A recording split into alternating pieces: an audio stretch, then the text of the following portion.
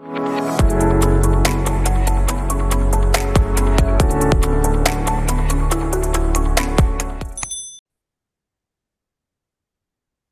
it away, good sir. Awesome.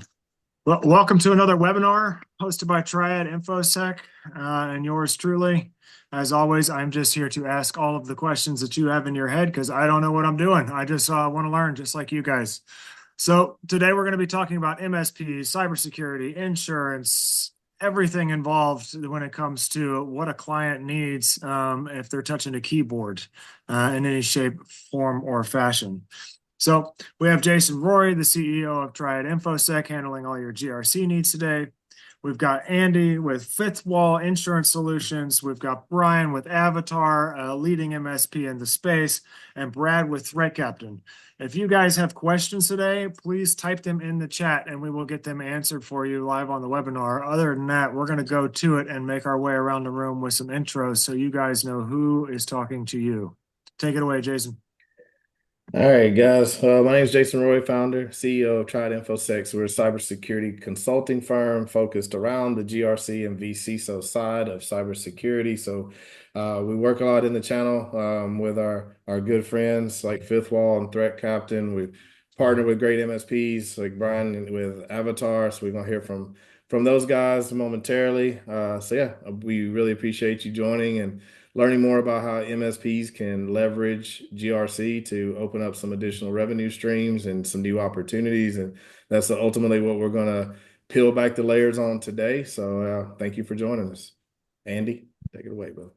Yeah, I'm Andy Runyon. I'm the partner risk advisor here at Fifth Wall Solutions, and we're a cyber insurance specialist wholesaler. What that means is we work with MSPs, MSSPs, GRC groups, tech advisors nationwide to help them and their clients get the best cyber insurance, tech E&O insurance that they can for the right price. But really more than focus on the premium, focus on education in the space. What is good cyber insurance? What does good E&O insurance look like? What coverages do you need? How's it different in your sector than other sectors? What about your loss potential? All of those things are focuses of our team there at Fifth Wall, and I head up our channel MSP team from a partner risk advisor standpoint. Awesome. Appreciate that, Andy. All right, Brad, you're up. Hey guys, Brad Powell here, founder, co-founder actually, and captain of revenue. You'll see here at Threat Captain, we use the captain puns. We don't shy away from them whatsoever. But we're a financial cyber risk platform developed specifically for MSPs. And really what that means is we help MSPs show their clients the true impact and likelihood of a cyber breach based off their client's industry, size, amount of records lost, the type of breach. So our platform is fresh, it's new, and it's marrying the MITRE ATT&CK framework with the Verizon DBIR.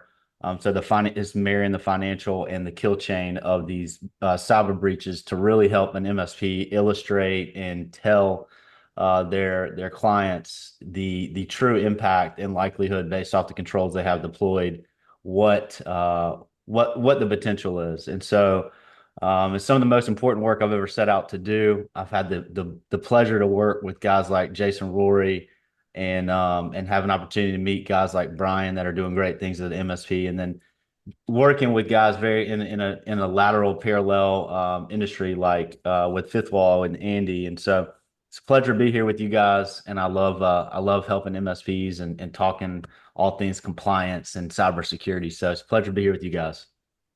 Appreciate it, Brad. Last and not least, Brian. Hey guys, it's Brian Lewis. Work for Avatar Managed Services. I'm accountable for all operations, all service delivery. And so oftentimes we talk about security and compliance and, how do we get to that next step? And so many of our customers, are kind of on that verge, right, where they're growing up, and they're needing, first of all, cyber insurance, and they're having to meet those requirements and say, hey, our cyber insurance is requiring us to implement MFA or whatever the next case may be.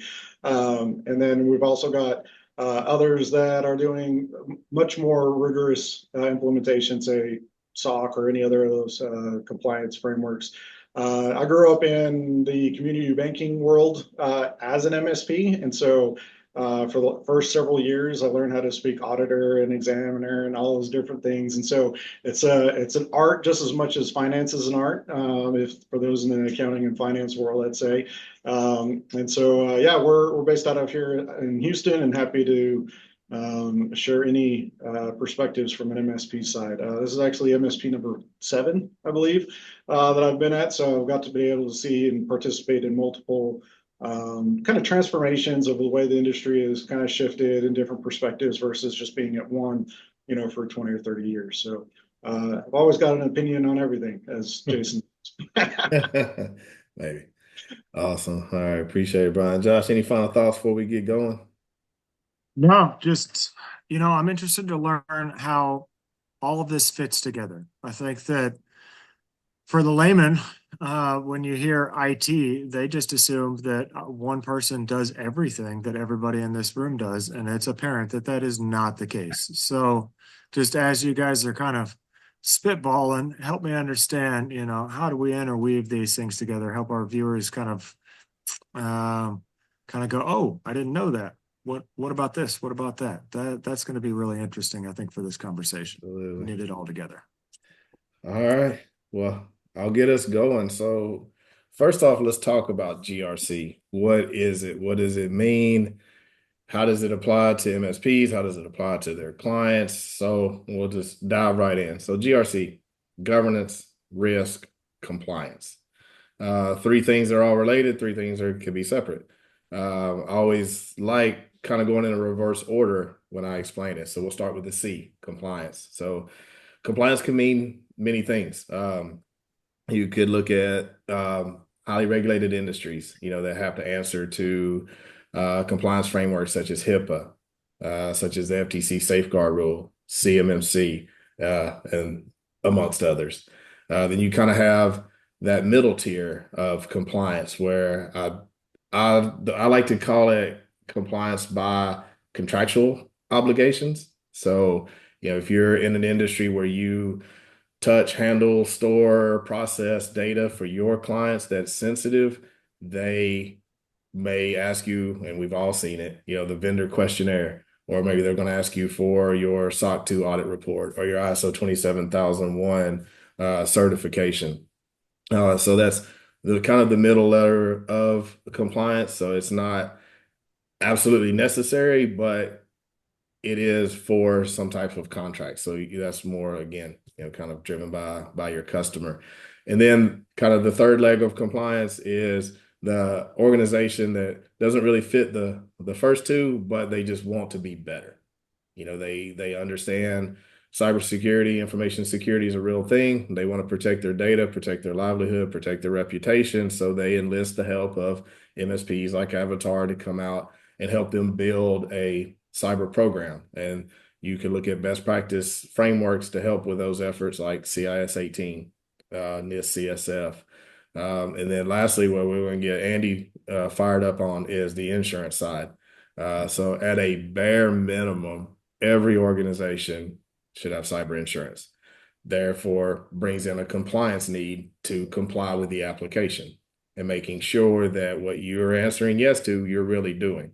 And we'll get Andy to speak to that. But there's at a bare minimum, there's a compliance need, for every organization. So that's the C. So now let's talk R.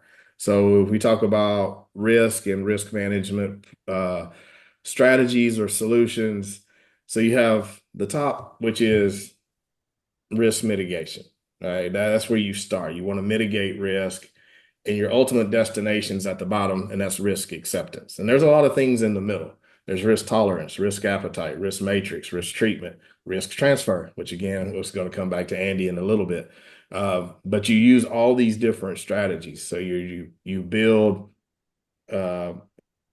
risk mitigation, through all these technical controls, through administrative controls, through physical controls.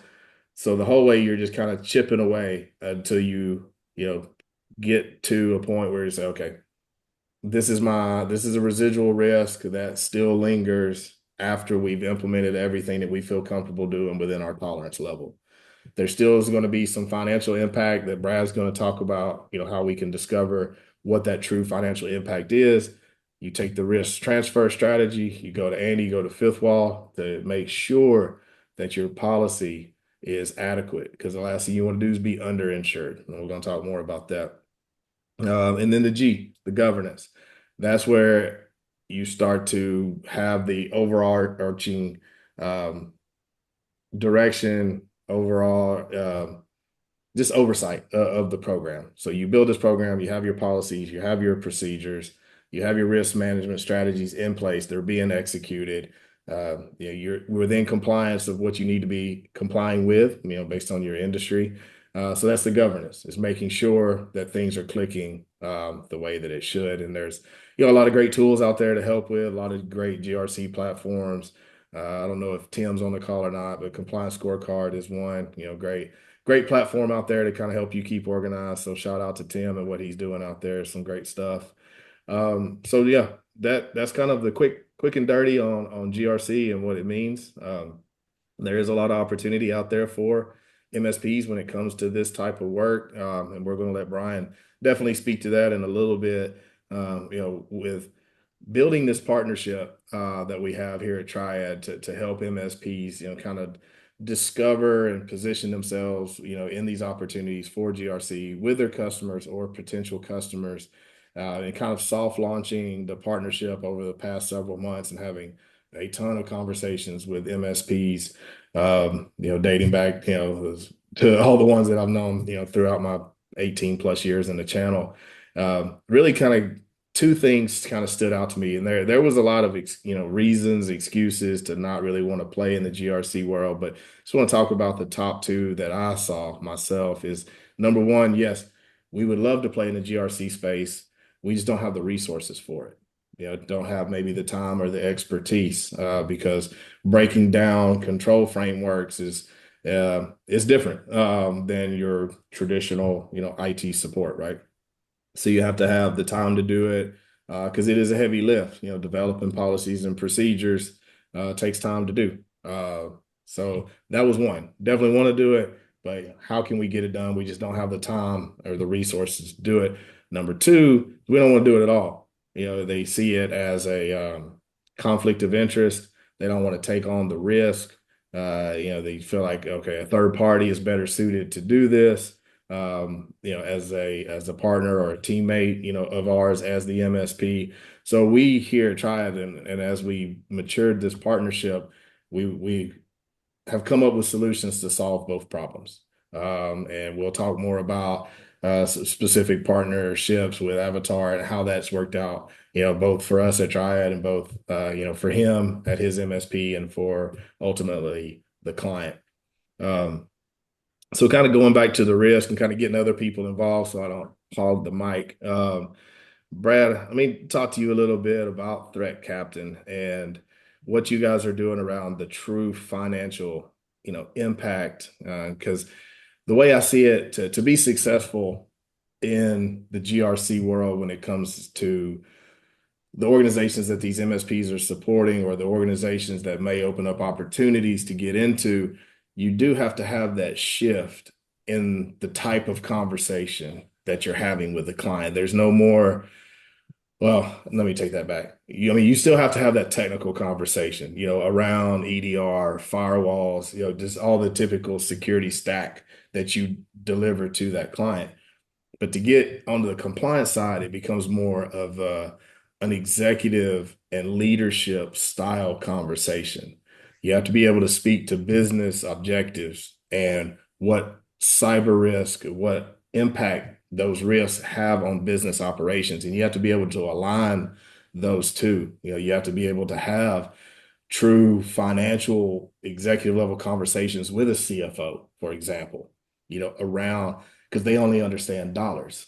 So that's the beautiful thing about Threat Captain and what Brad and Adam have been able to do over there. And I've been very fortunate and blessed to be around from the beginning as an advisory board member. So I definitely think it's going to be a game changer, in the MSP world, to be able to have these conversations and make that pivot to stay, as a trusted partner. I know Brian really loves that term, the trusted partner, but also become a strategic advisor at the same point and be able to point out, okay, Mr. CFO, based on the industry you're in, the size of your organization, the number of PII or potentially PHI records that you're responsible for.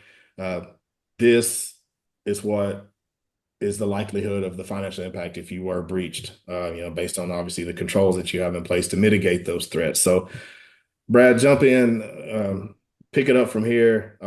Tell us about your experience working with MSPs with Threat Captain so far, and how you're helping them have that conversational shift. Yeah, well, I appreciate the question and kind of lead in there, because ultimately before we started Threat Captain, we were doing security awareness training at Hook Security with MSPs. And that's just training, right?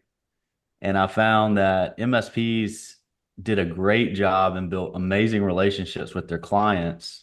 But when it came down to talking about budget and even cybersecurity training, sometimes it just was a tough push up the ladder when it came to the executive suite or the CFO or the budget holders. And what I always say is, Threat Captain, MSPs are really good at talking the tech, but sometimes struggle when it comes to getting the check. And so, really what Threat Captain does is it helps align cybersecurity risk with business risk. And really, that's why I said earlier, this is some of the most important work I've ever set out to do with my co-founder, Adam, and build something that's easy, lightweight to deploy for an MSP, to begin to have those impactful conversations that the C-suite begin to say, oh my gosh, this is not just a cost center. This is not just something I'm going to check a box on. This is actually business risk. And being able to illuminate and illustrate that in a way that they comprehend and the way that they think about business is crucial. And so, I mean, the one thing I love about this panel and what Jason and Josh have put together here is, what we're talking about doing with Fifth Wall or Threat Captain, and what Brian's doing at his MSP at Avatar, it's really becoming to be next level stuff that MSPs really have to level up and look at themselves and say, I need to fundamentally learn about this. I need to fundamentally get better at these sort of things to move with the times, to protect my clients, and it's for the betterment of your client.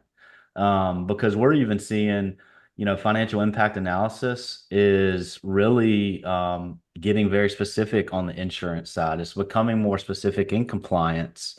I know GDPR and HIPAA, they are requiring that you go through some type of financial analysis with your clients. And Andy can talk about this all day, is on the insurance side too, with just your policies and your E&O and all that. I mean, you gotta have some analysis. So, what we're seeing really is the ability for an MSP to begin to have the conversations that they need to move the needle when it comes to cyber. And being able to illustrate and storytell is a big part of our platform, and what we're really trying to bring to the MSP is to tell a better story around risk.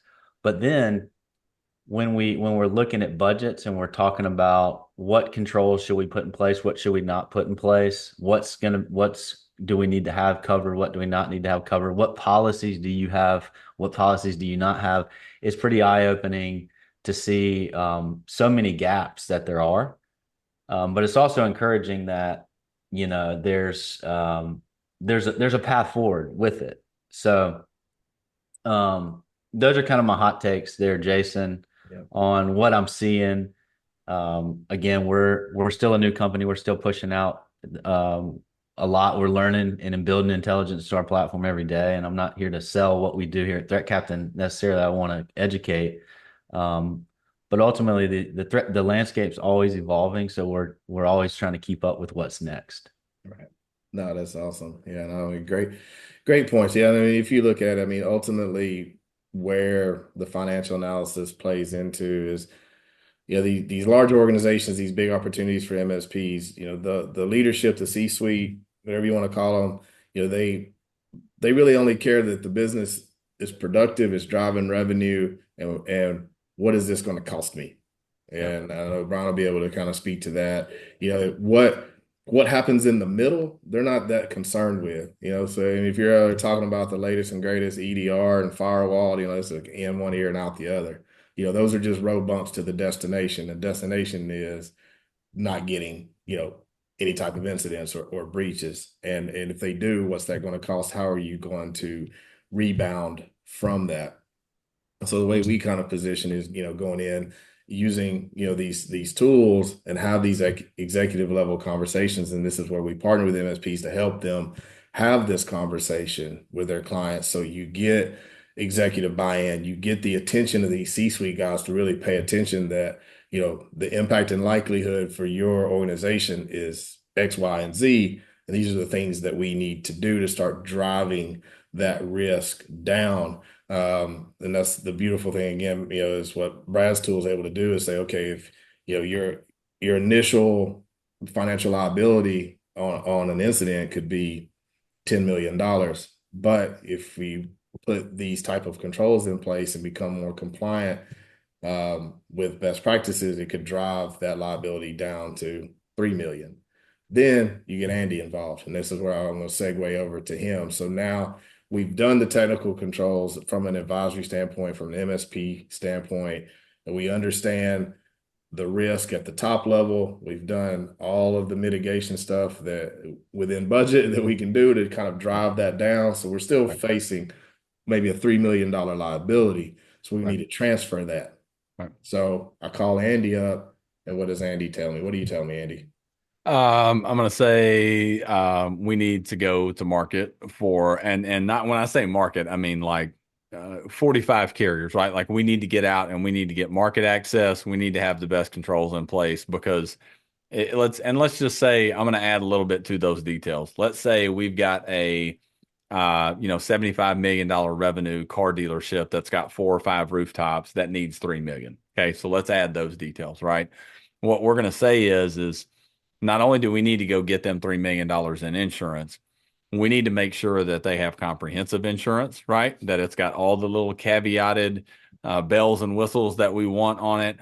If it's 3 million, we want it to be 3 million for as many things as it can be 3 million for. Not 3 million over here and 25 grand over here for ransomware. Limits. Right. And not 3 million over here and 250K for business income, right? Mm-hmm. Not 3 million over here, but wait, if CDK Global happens again, we don't have dependent business interruption, not that, right? So we want them to have the risk transferred. We want it to be comprehensive as it can be.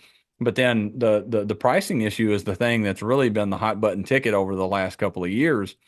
And, I've noticed as I've gotten to Fifth Wall and we've pushed further and further into the channel and partnered with MSPs nationwide. I call them channel boogeymen. And what I mean by that are these stories that go around in the channel and everybody repeats, but they don't exist. You know what I'm saying? Like, it's like, oh, when have you experienced that personally? Well, I hadn't, but I heard so-and-so did, and cyber insurance cost is a little bit of channel boogeyman right now. Everybody's like, oh, premiums are crazy. They're out of control. They're going up. For the last 4 months, premiums have been on decline. And what's happening is markets are starting to figure out what a good risk looks like, right? So let's very quickly go back 5 years. If you wanted cyber insurance in 2019, what's your name? What's your address? What's your website? Are you a marijuana shop? Have you had a loss in the last 2 years? Here's your $1 million in insurance, and it costs $800, right? I mean, that's we as an industry, not we as Fifth Wall, but cyber insurance, that's the underwriting that was going on, right? Well, COVID hits, cybercrime trickles down from Fortune 1000 to Main Street.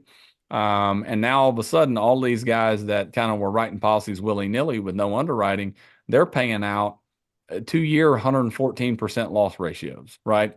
It's not good. I mean, any time for any amount of time, where you pay me $1, but I've got to pay you $1.14, I'm not going to stay and play that game very long, right? So kind of, I mean, a long answer to a short question. Pricing is varied. Once we get out into that market, we want to make sure that the policy matches the exposure, which is where the 3 million would come in. We want to make sure that the policy is comprehensive, which means it doesn't have sublimits, carve-outs, caveats, exclusions, right? But then the third thing is we want to make sure it's right priced. And because of the maturation over the market in certain pockets over the last 5 years, you could be a $75 million car dealership looking for 3 million in cyber insurance and pay 75 grand, or you could be paying 25 grand, depending on the market for the same coverage. This is not an established risk. This is not work comp where you go out to 10 carriers and there's a 5 to 10% difference amongst those carriers. Cyber pricing is the wild, wild west. So having market access, having somebody that has your best interest in mind, that works with your MSP, that's looking at these towers of compliance, insurability, cybersecurity, and understanding that the business owner has a budget that they have to formulate around all of those towers, right? And being able to go in and say, hey, look, guys, your top end of your market's 75K, but if we'll do MFA, if we'll put on some security awareness training, not only is it going to align you more with your FTC safeguard rules requirements, it's going to drive your premium down by $30,000. That's kind of where we're at in the moment. Awesome. And see, guys, these are the type of conversations that need to be had with your clients, in addition to the conversation that we're all used to, around the technical stuff. So now we'll kick it over, Brian. You're in this every day, living it. Talk to us a little bit about, what we've been talking about for the last 30 minutes, and what do you see as the MSP and having these conversations with your current clients, potential clients? So yeah, fill us in. Yeah, for sure. I think what's trending lately is, hey, I've been talking with my cyber insurance provider, and I can reduce my premiums if I implement MFA, and that is some of the triggers that are allowing us to talk about implementing security that has been recommended for a while, right? Which is a different form of risk that is now being understood by the business, right? And so I think that's some of the shift that we're beginning to see is because MSPs could not quantify or really talk to the business risk in advance to get the technology in place before it became a financial risk. I think that onus is on us, right? Educating ourselves, educating our customers, and being able to have the right price tools and technologies to implement it at a low cost that's acceptable for the business, right? Just operating a business is risky, right? So they're making risk-based decisions all the time. And so the trends that I'm seeing is you're starting to see more customers ask for technology to be implemented in that the MSP has recommended for months or years. And they've been hesitant to because, hey, this is the way we've always operated our business. We don't want additional security controls. And a lot of it is because it feels like friction. It feels like business friction that's slowing us down. And, they don't want to incur additional business friction because business is as hard as it is. But now that it's financial, it's now top of mind, right? Now it's actionable. Now they actually need to do it.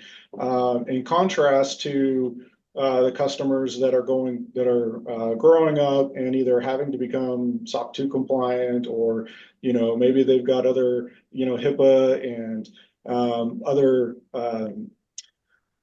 regulations that they have to meet that if they want to grow in revenue and have the type of customers that they want and to be open as a business, they've got to comply with, right?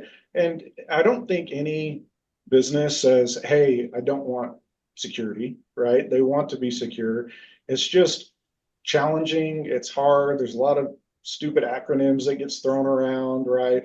And where I see things shifting, especially within like this group, right? You know, we grew up in this world where we had a guy, we have an IT guy, right? I got a guy that can do it, and you know, I think we've kind of grown up with that mentality where, you know, I've got a guy is still the security guy, is still running wires, can handle the phones, can do cybersecurity, can you know, do all of it. When really it's not. I mean, there's so much that has changed, you know, in recent days about that, right? And so I think that's the big paradigm shift. It's a shared responsibility model. You can't just put it all on one person. The business takes on most of the risk, but there's a lot of responsibility that if we kind of spread it throughout, you know, this group here, right? So, you know, me taking care of the technology assets for the business and others, partnering with the right type of, you know, cyber insurance that we need, and bringing in the right people, doing the different types of assessments. I like having it separate by different organizations because you have a different perspective, right? It's not just one hand, you know, auditing the right hand, right? That kind of thing. And so I think there's true power in it being separate organizations and separate perspectives, and being able to work for the better good of the business, both for us as an MSP and then also our customers. Yeah, no, that's great. That's a great point, you know, about bringing in the right people, seeing the value in having these external sources, because a lot of MSPs and just a lot of organizations in general, you know, will kind of keep it a little closer to the chest, right? And I think that sometimes there's a lot of opportunities missed from doing that. So, you know, your perspective on the value add that you bring to your client by having third parties coming in and kind of drawing that line and say, this is a true third party assessment, you know, third party, you know, compliance project. We're all going to work together because at the end of the day, we want to make the customer happy. And a happy customer keeps a sticky customer, right? Keeps them around for a while. Josh, you still awake? Okay. I am. I'm Okay. here. I'm excited. All right. So as a, you know, as an operations guy for me and not a technical guy, I mean, what's your take so far on some of the things you've heard? Just want to see if any questions are cooking in your brain. Yeah, I've got a good one that might help everybody on the table or at the table, including the viewers. You know, from my perspective, I look at the market adoption rate of cybersecurity, and I see it as one, if you look at the whole market, where is the market trending to? It doesn't feel like we're at the top of that bell curve yet. You know, everybody's got locks on their doors, security systems, things like that. That's pretty, yeah, we need to have those types of things, but cybersecurity is still kind of in this education pain space where they're trying to figure out whether it's worth the juice is worth the squeeze. And then the other side of that coin is the level of adoption when it comes to cybersecurity. MFA for certain things is pretty obvious to people. You know, if you're doing major transactions as a commercial banker or private equity, something like that, you recognize that that's going to be a 3-day to 3-week process based on the threat that's available or out there. But if you're the executive assistant, maybe not so much. If you're a mom and pop business, maybe not so much.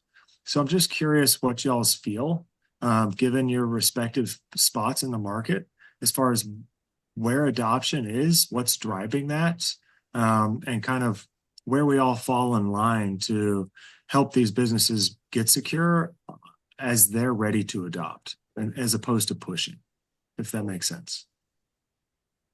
I'll jump in first, just briefly. So I think many times people, when they think of cybersecurity, it's go straight to the tools, the systems and things like that, where a lot of it is the tool set and the people analyzing the threats and things like that. You're going back in the day, you just needed an antivirus, right? We remember when we just needed that, to, you know, anti-malware, to now you've got 8 to 10 different security products, right? And so when you had one and now I have 8 and I'm having a hard enough time keeping up with the technology that runs my business anyway, right? It gets very, very overwhelming. And so when you don't understand something or the risk or the impact, adoption is very slow. And so you're still seeing these laggards of companies adopt a true cybersecurity stack of technologies with a SOC, with response, all those different things that would be kind of modernized today. And I think some of the fuel that is helping adoption is either they've experienced a breach, or they know somebody firsthand who's experienced a breach. 100%. Yeah. And so that is driving adoption from what has been around for a long time. On the opposite side of that, though, what you can't leave out is it's not just a tool. You can't just take it from a tool set perspective. From a GRC perspective, there's a lot of human controls. There's a lot of things that you have to do as a business, as a technology provider, and being able to service those things. Just like if somebody emails you to wire some money, what's the financial control? You pick up the phone and call them and say, hey, I need to wire money. This is the financial control. And so I think a lot of times MSPs, where we have to level up, is it's not just buying another tool or waiting for somebody to build it for us and then us charging a per seat price for it. But there is a significant amount of us taking care of our own business and having that security posture, but also being able to carry it forward into everyday conversations and things like that. In a meaningful conversation, right? Have a great story to tell about it, right? You can't just throw more tools and say it'll be more secure, right? Because all they're hearing is, it's just more, and it's going to be more expensive and things like that. They can't feel it, but they can feel a breach. And so that's when it becomes real. Yeah. Yeah, no, I agree with that 100%. And from the insurance standpoint, let's go back. Earlier I used the example of a $75 million multiple rooftop car dealership. Let's stick with that example. Okay. Brian, let's say it's 2019. You're at your MSP in Houston and you walk into that car dealership and you get a meeting with the dealer owner and they don't have MFA on, right? And you walk in and you get the opportunity to sit down and say, hey, this is how much MFA is called. He's going to let you give him a quote, right? We think you need MFA. This is what it does. This is how it protects you.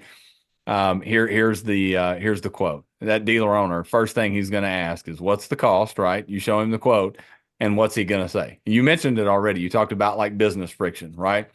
28 grand to slow my guys down and keep them off the floor? Hell no, absolutely not, right?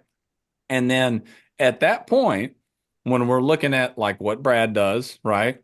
Threat captain, loss quantification, not a thing in 2019. Cyber insurance in 2019 doesn't give a damn if that car dealership has MFA or not, right? FTC safeguard rules didn't come around until 2023, right? So you're dead in the water at that point, right? So the MSP goes into what could be a very lucrative account that needs the things that it's providing, right? They don't know that they need it, but the whole sauce is missing there, right? Now, fast forward 5 years. Okay. You get that same meeting and you go in and you say, hey, dealer owner, right? You guys don't have MFA, right? Who handles, you guys are under FTC safeguard rules. Who handles compliance for you guys, right? Oh, well, it's Gina. We brought her on last year. Okay. So, we can help you guys roadmap to FTC compliance. And one of the key things with that is going to be multi-factor authentication, right? Yeah, we're aware. We've been talking about it. We just, it slows my guys down. It keeps them off of the floor. Well, we've got some data over here in this report that we've pulled from Threat Captain, our friends at Fifth Wall, right? Were you aware that 81% of breaches that occur on accounts that don't have MFA? And by the way, your average ransomware event at your revenue with the controls that you have right now would cost you about $2.7 million. Man, I didn't know that. I've never had anybody tell me that before, right? So, do you guys have cyber insurance? Yeah, man, I think we do. Here's my policy, right? It says I've got $1 million. Well, it says right here for a ransomware event, you got 250K. And we just showed you that your average was 2.7. You guys are going to need to go up to 3 million, right? To cover that loss. And in order to go to 3 million, the average premium at 3 million is going to be 40 grand. Good premium at 3 million is going to be 25. The straw that's going to stir that drink, guess what it is? Guess what's going to keep your premium down? Remember how 5 years ago I told you needed MFA? Remember how your FTC safeguard rules put that in there and they're going to fine you 50 grand if you don't have MFA? Well, guess what? You'll cut your premium in half if you'll put MFA on too.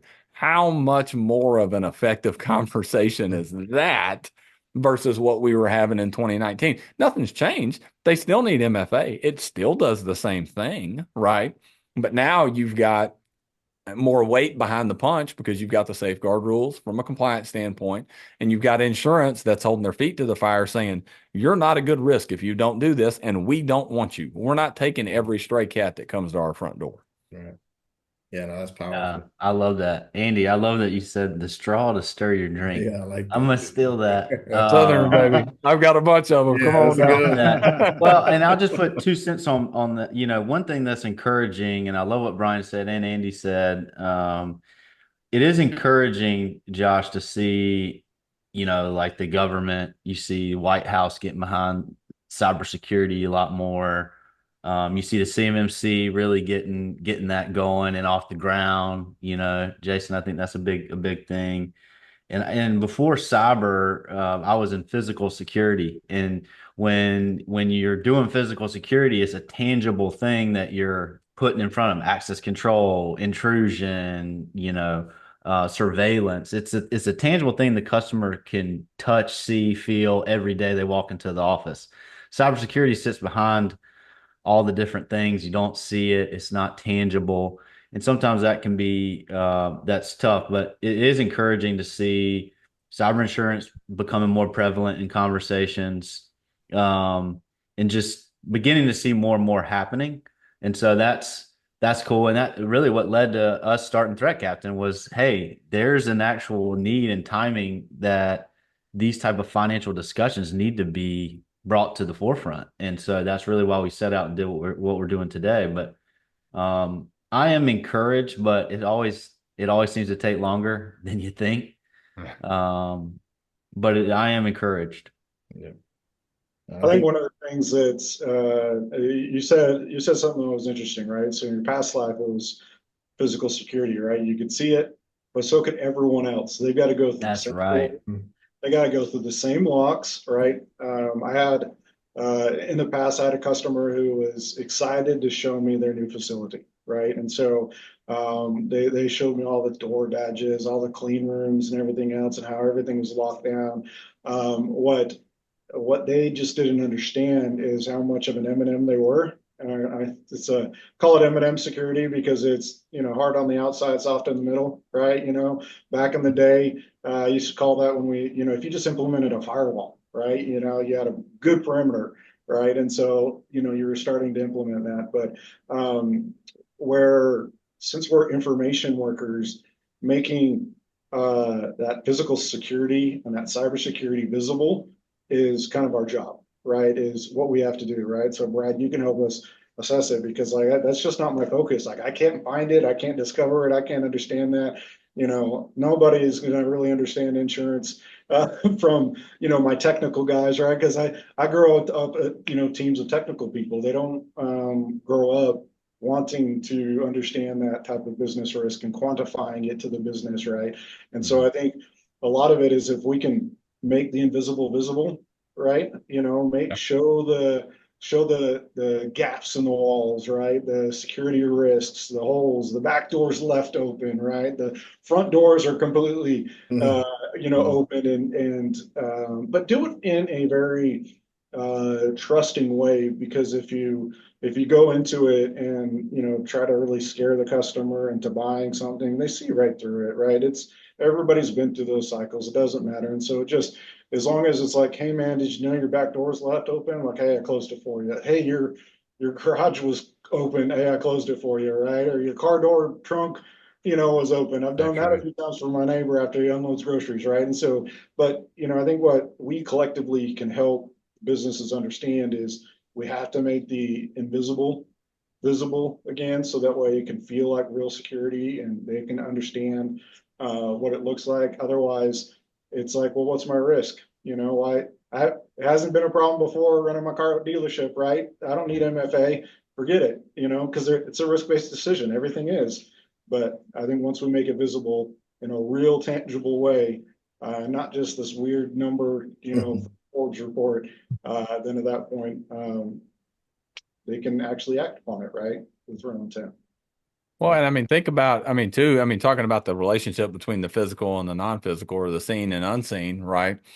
I mean, guys, this is new stuff. I mean, the government entity of CISA, right? Cybersecurity and Infrastructure Security Agency, that focuses on cybersecurity and infrastructure and how the non-physical and physical are related to each other from a threat and a risk, Jason, standpoint, right? I've run the state and the region with those guys and listened to them talk a ton. That didn't even exist until 2018, right? Like that's a brand new thing. Russia, Ukraine, it was one of the first worldwide events where I'd run around with CISA for a couple months, years at that point, maybe 2 years. And I'd listen to them say, hey, the next wave of warfare is going to be the non-physical first. It's going to be the cyber attack to knock down comms, knock down power, all that stuff, disrupt communication, and then the physical following. And I'd heard that and heard that and heard that but I mean, it'd only been a couple of months, maybe a little bit longer than a year. Russia, Ukraine happens. And I'm sitting at home watching the ticker on whatever news was up, and it was like, okay, Twitter's down. Okay, phones are down. Okay, now here comes the bombs. Here comes the jets. And it was like, I mean, the hair on my arm stood up, and I was like, holy cow, these guys called this well in advance, right? So it's not just making it understandable because they understand physical and they don't necessarily understand non-physical. Sometimes, depending on the organization, it's tying those two things together of how that actually, when the way that threat actors work, how that actually amplifies their risk on both the non-physical and the physical at the same time. Yep. Yeah, and that goes into controls too, right? Something as simple as a clean desk policy makes a huge difference on your cyber threat. If you've got people cleaning your office and you got passwords and documents sitting out, you're just asking for it. That's right. I think that to kind of sum that up for the MSP viewers in the room, when it comes to decision making for their clients, emotional pain is a big thing on whether or not their clients or their clients' friends have experienced a breach, and then the data drives decision making. Yeah. To tie all that together, and then giving physical examples, even if it's an analogy, so that they can kind of visualize some of this stuff as far as what's going on, and recognizing that when you're doing physical security, you're going to see a lot of infrastructure. When you're doing cybersecurity correctly, you shouldn't see or feel anything. That's how you know it's working, that everything stays smooth. So I had two questions here, and I know we're getting short on time, so I figured I'd just pop them both out and see what y'all stick to. One is, cyber is a moving target, from what I can tell. This is going to be an ever-evolving landscape. So I'm curious where y'all think this is going. I know we've talked a lot about 5, 6, 10 years ago and where it started from. I'm curious the direction you see it heading. And then I'm also curious about the human factor. I know Jason and I talk a lot to our prospects and clients and partners about this, that you can have the best security stack in the world, but 80 to 90% of breaches still are going to come from a human making a mistake. So talking about the cultural adoption within firms, like we said earlier, everybody knows to lock the doors. How do you foster cultural adoption within a company to really improve their security awareness? Well, I mean, it definitely starts with a culture shift. I mean, that's the goal, right? And with the threats becoming more and more strategic, I know everybody's probably tired of hearing about AI, but it's playing a real role in these bad actors and their ability to continue to advance the threats on humans. Again, it's nothing new when everybody understands it's easier to manipulate a human being than it is a computer system. That's why the whole 90% of all breaches start with a phishing email. It's because, like you said, Josh, somebody clicks on that link. It's the MSP's job, it's our job, it's everybody's job to make sure that everyone within the organization understands that security is your responsibility. If you sit behind a keyboard, you're a target. Don't care who you are, what industry you're in, how big or small, you're still a target. So it's having these type of conversations, right? So it's having these real strategic conversations. Kind of brings full circle back what I was talking about when we started. Is having the strategic advisory type conversation to get this executive level buy-in throughout the organization and make it top down. So people, are aware of what the policies and procedures are, what their role is, how do they react to certain things. If they see a phishing email, what do? They forward it to Brian and his team at Avatar to investigate it. If they get a phone call that seems suspicious, because the voice phishing or vishing is becoming more and more of a thing, and now we got deep fake videos that are a thing. There's companies out there now that are developing awareness training, and I know, Brad, some of this stuff that are specializing in voice cloning and deep fake technologies as a way to train people to identify those, because things are getting real realistic out there. So you have to be aware of it, because again, the humans are the targets. Everything is more around social engineering. I mean, I had a conversation with a CPA firm a couple of weeks ago, and for compliance reasons, we were talking about doing third-party penetration testing. And typically that means testing the technology, testing the perimeter from the external, seeing if you can get through the front door, maybe testing internal out to see what's possible. If something gets in, can they pivot? Can they do privilege escalation, things like that? But it was interesting to hear from the client directly, without me saying anything, ask, can you test our people? So people now, decision makers, executives, they're understanding that, my employees are my biggest threat. Can you test them? So we're, just kind of working through what that looks like, testing from the voice side, from the texting side, from the email side, from the social media side. What are all these communication channels that a potential bad actor could use to get to that human and compromise them, or at least maybe extract information from them that could be used in more of a targeted attack to someone, up the ladder within that organization. So, these type of conversations go a long way. And I think, Josh, to your question, is once these strategic conversations are had and it starts to be understood, then you're going to see that cyber adoption rate climb, because people understand what it really looks like from a business perspective, from a compliance perspective. And, like we said, the regulations, the privacy laws, they're going up and up. I mean, Texas just a couple months ago, put forth the privacy law for the state, similar to what, other states are doing, in addition to what the federal government's doing. So compliance is becoming a real thing, and it has to become a real part of your cyber strategy, as an MSP, providing that to your client, whether you do it in-house or do it, with a partner. It needs to be done, because there's going to be a massive gap there, eventually, of the administrative side, like Brian had mentioned. And we're actually working a joint project where I was speaking to the HR manager just a couple of days ago around the HR controls that are in place to do cybersecurity compliance. And people don't really think about that. And one of the examples I gave her was background checks. You do them. It's important. You have to do them to be compliant, because, you could potentially be hiring an insider threat. So, these things, it's crazy to think that this stuff has to go through your head, because it definitely did. When I had my MSP years ago, when I first got started, like, this wasn't a thing. Hey, like Brian said, if you had a decent firewall and some antivirus, man, you were good to go. But the landscape has changed, so much that there's so much more to think about, and so much of a different type of conversation to be had. And that's why we're here, is, to help you guys have that conversation if you need it. Yeah, I wanted to add to that the part of the strategy of, if a business adopts a cybersecurity strategy and starts implementing it, there also need to foster a culture of safety, because oftentimes the individual is attacked when a threat happens, and so they will not report. So you have to make it safe to report.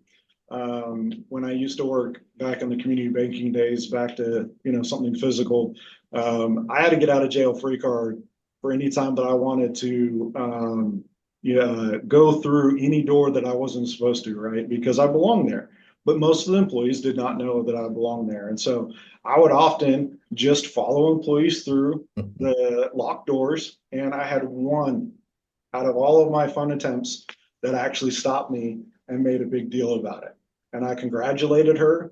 And, once she realized that I was actually supposed to be there meeting with the COO, then it was like, okay, I can stand down. But that needs to be the safe space, right? Be able to safely report it, and say, man, I think I clicked on a phishing link, right? Did something run on my machine? Like, bring that up, because 100% of the not reported, attempts were successful, right? And so there's things happening blindly, but being able to also take everything that we're doing and making it safe for the employees to report, to share, because that human element will often see something more than just a misspelling in a email, but may see some oddity happening in their environment that if they report, we could actually take action before too much damage happens, right? So I think that's a big piece of the strategy that both the MSP and IT service providers and also the business leadership needs to adopt, is making it a safe place to report. And from the insurance standpoint, when we talk culture, right, where we see the biggest issues with culture, and Brian, I'm not disagreeing. I think that that's a phenomenal point, but I'm a former coach, high accountability guy at the top, think that stuff bleeds down, right? So where I see the biggest issues on the insurance side is in the C-suite at leadership with things like security awareness training and MFA, right? We've heard things regularly like with title comes privilege, stuff like that. And I think that when you want to set culture, right, you got to start at the top. That has to be exuded by the most important people in the organization. Not only are people going to look to them, but number one, those are the people the bad actors want to get at first, right? But number two, we as insurance and compliance have a responsibility when we're asking questions or setting standards to do that in a functional way, right? The example that I would give is around security awareness training. There was a time there where insurance was asking, do you have a security awareness training program? Yes or no, right? Okay. All right. We got together. I had to answer that yes for my insurance that renews on 1/1. We did nothing all year long. Somebody alerted me of it. Okay, Christmas party. Let's put together an internal 5-minute video, and while everybody's whiskey drunk, tell them not to click on a phishing email. Hey, we've got a security awareness training program. We can say yes, right? Versus what if insurance asked the question, do you have a security awareness training program? Yeah, sure we do. Okay, subpop, boom. Does it include phishing simulation? Yeah, it does. Okay, great. Does that include every employee, including the C-suite? Yeah, it does. Okay, wonderful. Does that happen on a monthly basis? Little bit different guidance there and holding their feet to the fire, so to speak, from insurance of like, if we'll ask better questions and have those questions be the thing that either allows them acceptance into the program or deters them entrance from the program, that should help with culture. Yeah. Yeah. I'll say real quick, just coming from that world for 6-7 years, the C-suite were the ones that seemed to click on them the most. And it always made me giggle. And, ultimately it comes down to that fight or flight. And, insurance is taking security awareness training. It's a big deal there. You got to do that. Brian, I'm sure you guys have it in your stack. It's like, you got to do it. Like, it's just, this is what it is.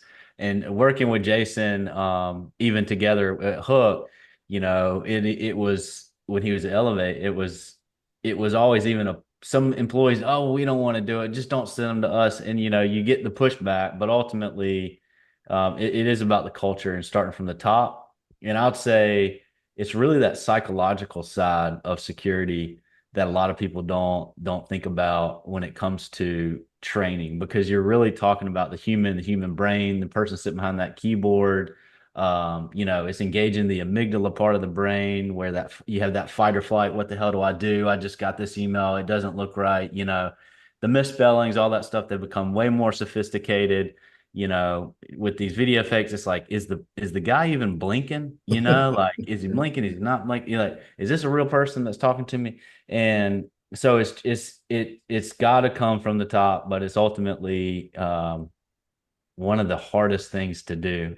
Changing culture can be really hard, but if you get it right, a lot better things happen. Your controls work a lot better.